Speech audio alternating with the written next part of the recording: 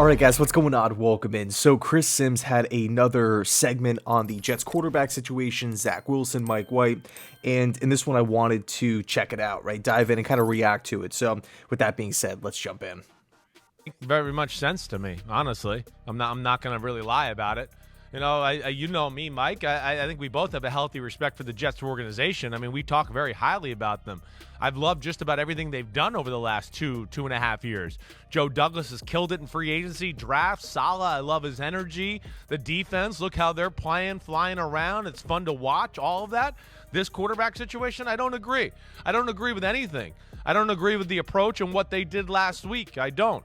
You know, I do think they're letting the fan base and WFAN radio run the team a little bit with this conversation.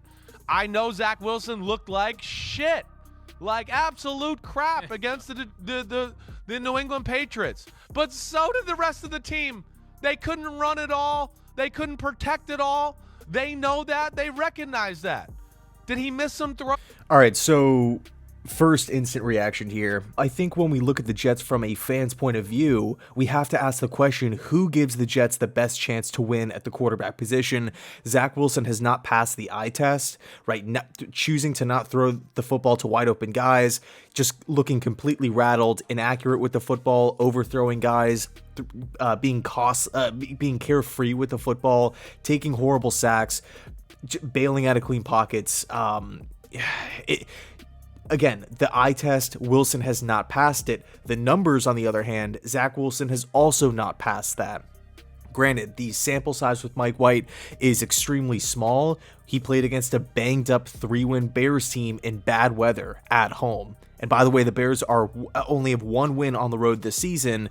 So I get that point, right, where Zach Wilson has gone up against some really good defenses, played in Pittsburgh, played in Lambeau and in Denver, and has walked away victorious, and Mike White beat the Bears at home. I get that, but at least the offense moved. To go out there and throw for 300 yards, 3 touchdowns, not turn the football over, that to me warrants an extended leash, if you will. I believe right now that Mike White gives the Jets the best chance to win, and that's how I'm taking this approach. That's how I'm looking at the Jets moving forward. I don't really think it's the New York Zach Wilsons. I think it's the New York Jets. There's 52 other guys in the locker room. There's an entire coaching staff that has a lot riding on this season, an entire front office. The fan base, I mean, me personally, I have not been this excited for Sunday in a long, long time. The Jets are winning games. We're above 500. We're playing meaningful football games, and it's about to be December.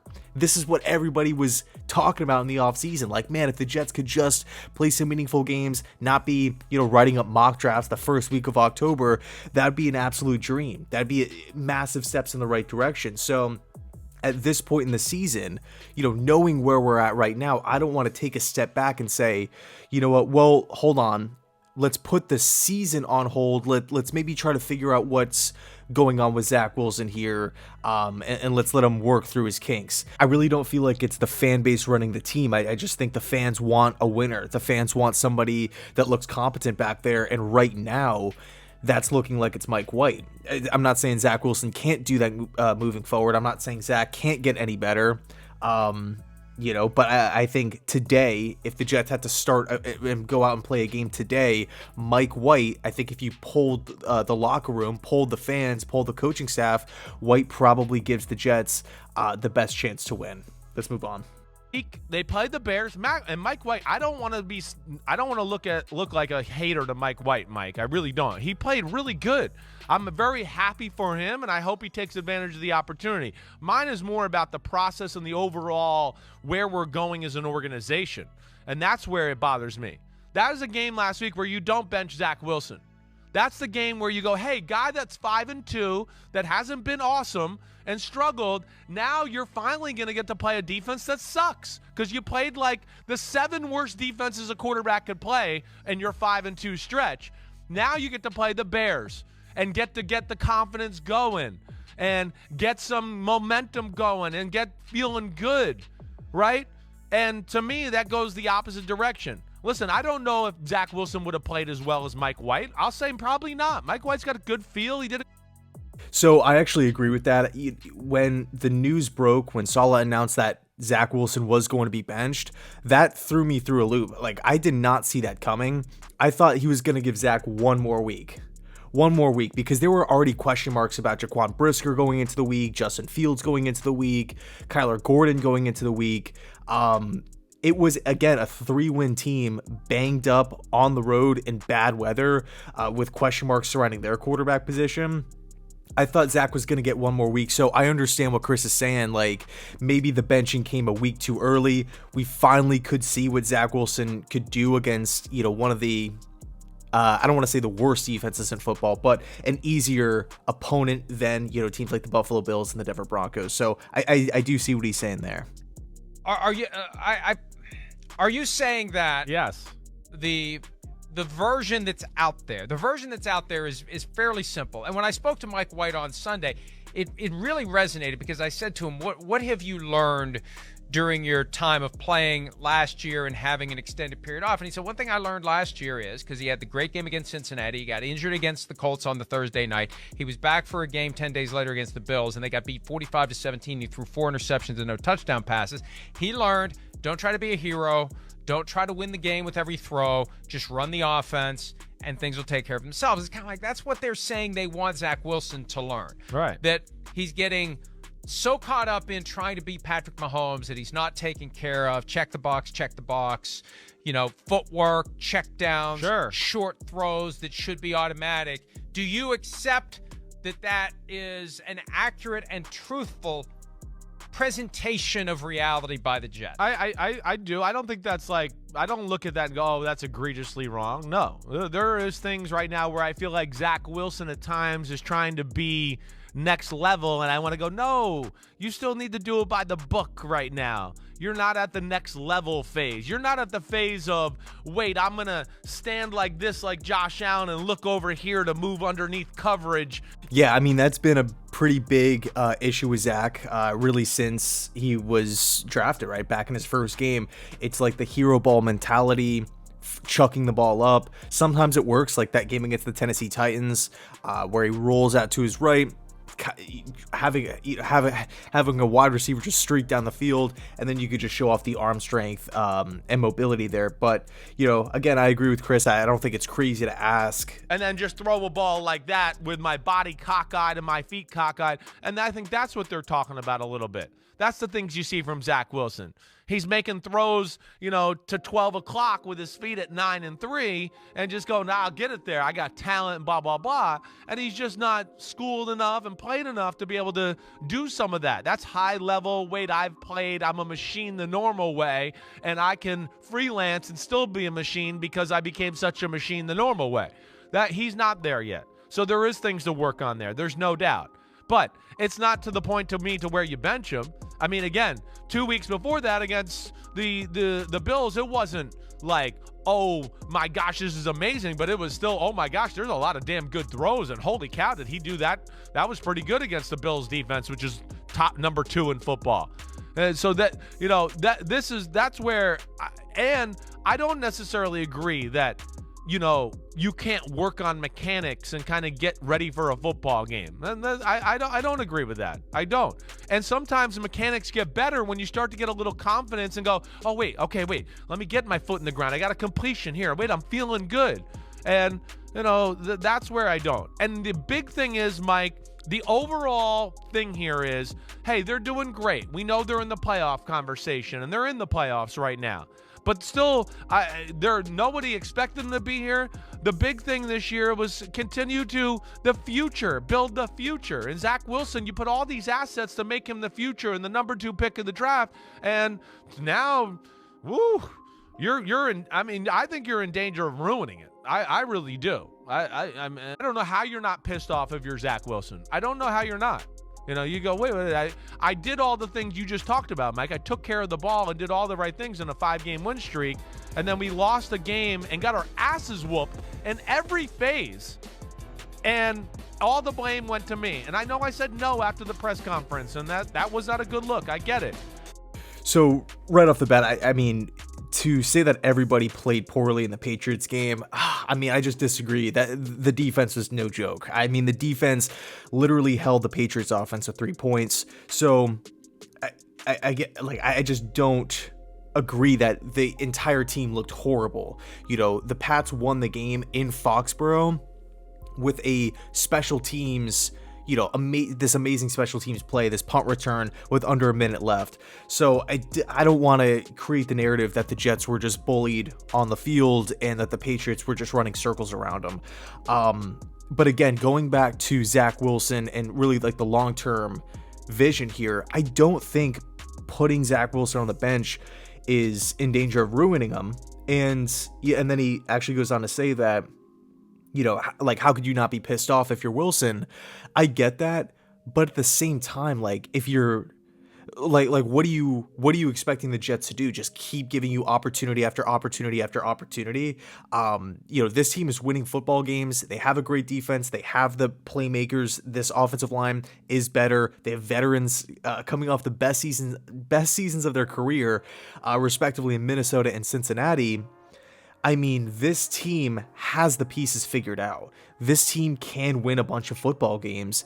And I think, listening to Connor Hughes a couple weeks ago, just talking about the Jets are winning in spite of Zach Wilson. They're not winning because of Zach Wilson. I think that point was spot on. Personally, I'm not done with Zach. I'm not, sitting here saying we need to trade him immediately. We need to, hit the offseason and get rid of him, cut him, trade him, because I just feel like that doesn't help anybody. The Jets won't be saving any money because he was a first-round pick. Joe Douglas has essentially handcuffed himself to Zach Wilson because he elected to select him over Justin Fields, over Mac Jones, over Trey Lance, and a bunch of really, really good players. I just feel like Zach's a young guy. When he's spent time on when young quarterbacks spend time on the bench, it gives them an opportunity to reset, right? In the words of Saleh, and slow down, get the pressure off, get back to the basics, get back to the fundamentals, go out there and practice, not necessarily have a good time, but just you're not in practice taking every rep with just this monumental weight on your shoulders. I got to make every throw. I got to go make Elijah Moore happy. Got to make sure Mike LaFleur is seeing enough in me. I got to get Garrett Wilson the football now because he had a little outburst after the Pats game.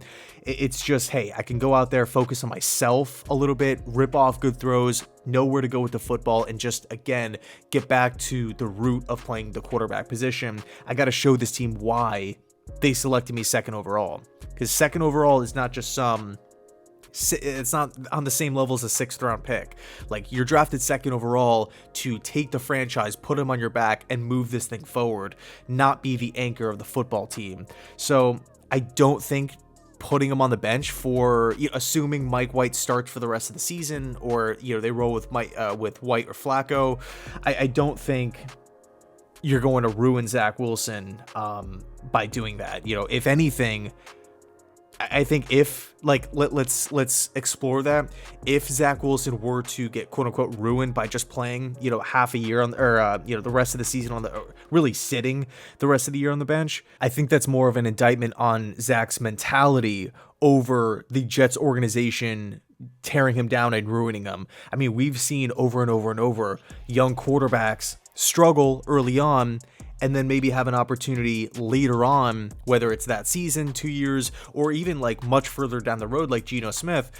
I mean, these guys, the second you battle some adversity, you can't just fold and then your career goes down the toilet. There has to be some resiliency there. There has to be some wherewithal to battle back and get better and respond from the adversity. So I really don't think that the Jets will be ruining him if he plays time on or if he sits on the bench. But gosh, it's not the most egregious thing we've ever seen in the history of the world. I just don't know where it goes from here. That's where I'm a little confused. And I just think you take your lumps right now with Zach Wilson and continue to build on that, like Trevor Lawrence or Justin Fields. Well, I will say, Justin Fields and the Bears are not in playoff contention. It's a 3-win team, and on paper, the Jets have a much, much better roster than the Bears, and same could be said with the Jacksonville Jaguars. Unless the Jags go on a 3 or 4 game winning streak, they're not really considered in the playoff picture. They're not really considered in the hunt right now.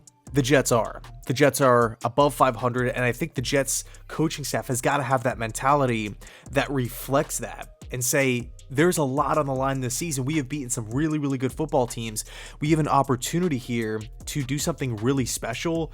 Let's not take the entire organization, the entire football team, and put it on one guy's shoulders and Zach Wilson say, you know what? It's not about the wins or losses. It's not about, Sauce Gardner. It's not about Michael Carter. It's not about Garrett Wilson. It's about Zach Wilson and his development. And you're just waiting for him to come along and look like the second overall pick. I just feel like that does a disservice to the team around Wilson. I think that does a disservice to the coaching staff, right? Specifically Mike LaFleur as a play caller. If he can't go out there and call what he wants to call, you're essentially handicapping yourself entering games that have playoff implications. That makes zero sense. You're doing a disservice to fans. If everybody feels like it's obvious that Mike White or Joe Flacco gives the Jets maybe a better chance to win, then you got to roll him out there. And then on top of it all, I feel like it's a disservice to Zach as well, from the mental side of things, because that's not, if Zach continues to throw for like 120 yards, 100 yards, turning the football over, and the Jets aren't doing anything about it, I think then you have to ask the question, what is that doing to him mentally? I feel like Saleh, Ulbrich, LaFleur, these guys are smart enough to understand that, he is still a really, really young, football player aside, a young guy. Maybe he needs a reset mentally. Maybe he needs some time on the bench to say, I just got to get back to basics here, get the pressure off. So again, I think when it's all said and done, the Jets are not in the same position as the Bears, as the Jaguars with their young quarterbacks. And, they have a real opportunity to do something special. So I'm going to leave it there. Let me know your thoughts down below in the comment section. Do you agree with Chris? Do you disagree with him? Mike White, Zach Wilson, the entire Jets quarterback situation. I think for me, the most important question that has to be asked every single week, who gives us the best chance to win at the quarterback position? We're playing that guy, whether it's Mike White, Joe Flacco, Zach Wilson, Chris Streveler, whoever it is, that's the quarterback that I want to see out there. I think right now you could argue, hey, maybe that's a short-term vision, that's a short-term goal. But I would say, I understand, but the playoffs are on the line.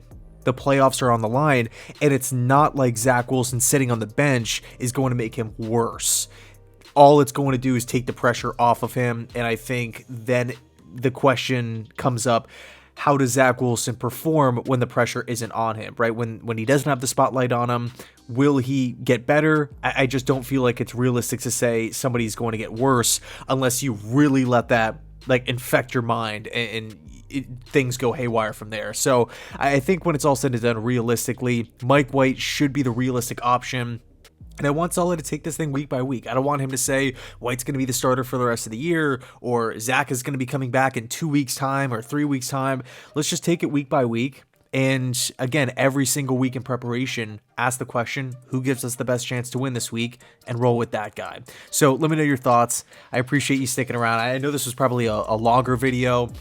And I appreciate it. And as always, go Jets.